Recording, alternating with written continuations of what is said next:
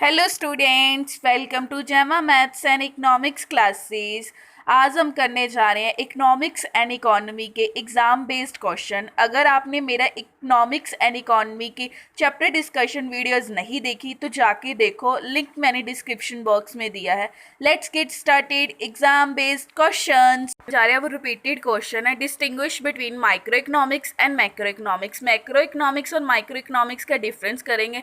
First difference क्या है? Micro economics. जो माइक्रो इकोनॉमिक्स है वो इकोनॉमिक इश्यूज से डील करता है जो स्मॉल यूनिट्स के है, जैसे individual firm and individual household और इंडिविजुअल कंज्यूमर के। और मैक्रो इकोनॉमिक्स है वो डील करता है economic issues at the level of economy as हो, वो होल इकोनॉमी के इकोनॉमिक इश्यूज से डील करता है। Microeconomic is basically concern with determination of price in the market. वो कंसर्न रखता है सिर्फ प्राइस डिटरमाइंड होने तक मार्केट में, एक मार्केट में, और इसे थ्योरी ऑफ प्राइस भी बोलते हैं। जो मैक्रो इकोनॉमिक है ये कंसर्न रखता है होल इकोनॉमी के प्राइस लेवल के लिए और जनरल आउटपुट के लिए, एग्रीगेट आउटपुट के लिए। एग्रीगेट आउटपुट मीन्स जो टोटल आउटपुट का सम है उसके लिए रिलेटेड ये होल इकोनॉमी की आउटपुट और होल इकोनॉमी के प्राइस के रिलेटेड कंसर्न रखता है। इसे हम the theory of income and employment भी बोलते हैं।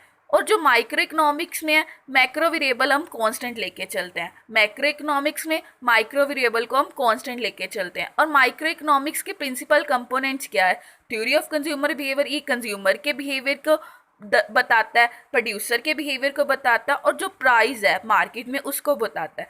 जो principal component of macroeconomics के हैं, ये इक्विलिब्रियम के थ्योरी करता है, बताता है। थ्योरी इक्विलिब्रियम के थ्योरी क्या है? जहाँ पे एग्रीगेट सप्लाई एग्रीगेट डिमांड की इक्वल हो, वो इसे बताता है।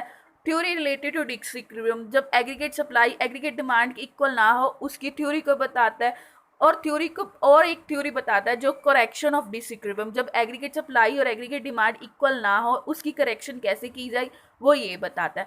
Hope so you understand this question. Now we are going to move towards second question. Second question क्या है? Why does an economic problem arise? Economic problem arise क्यों होती है? इकोनॉमिक प्रॉब्लम इसलिए अराइज होती है क्योंकि हमारी अवांट्स हैं अनलिमिटेड और रिसोर्सेज स्केयर हैं और and have alternative uses. Resources कम है और उसके अल्टरनेटिव यूज है। हमारी वांट्स अनगिनत है, उनकी the uses the rational management of resources और द प्रॉब्लम ऑफ ऑप्टिमम।